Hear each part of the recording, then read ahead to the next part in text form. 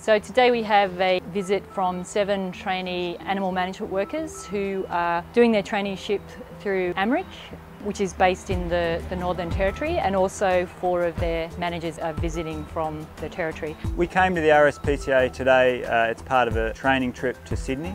It's actually very difficult to source training in animal management and in animal handling in the Northern Territory. So we've brought our animal management workers down to participate in a workshop and see that there's some similar issues in Sydney as there are on the remote communities in which we work.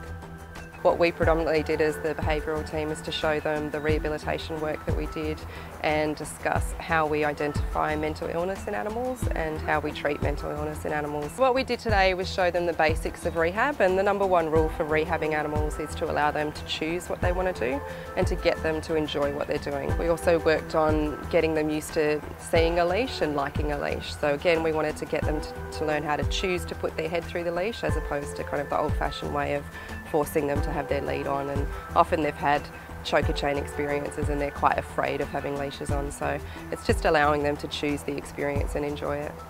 Pretty interesting stuff there. Mostly it's about just getting used to the dogs, standing up with the dogs, seeing their reaction, looking at their faces, expression and all that. Well, being a vet nurse for about 12 months, and it's pretty interesting there. Interesting job. Never did anything like this before. The dogs we have back home there, yeah, well, they've got no boundaries or anything like that. They just run around freely. But the biggest challenge is probably going into the yard and asking the owners if we could take their dogs just to give them a bit of medicine or desexing. And sometimes they'll say yes, yeah, you could take my dog. But the biggest challenge is trying to catch the dog. And yeah, that's the hardest part. Probably have about 10, 12 dogs, so it's just one big happy family.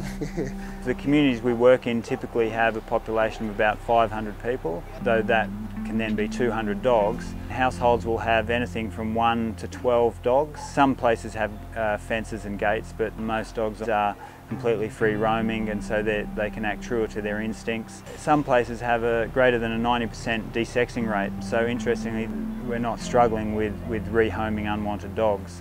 In some communities where there's been successful vet programs put in place. AMRRIC also is involved in the education, so talking to community groups about dog health and about all those issues about getting dogs desexed, and teaching in schools, and it's about introducing ideas of animal welfare to school kids. That's the main expanding part of AMRRIC, I think, is that education, which I think is shared by the RSPCA as a strategy of just community education, changing attitudes. When you give people the means to look after their animals, what we find is people are very quick to look after their animals very effectively. The problem in remote communities is getting those services there.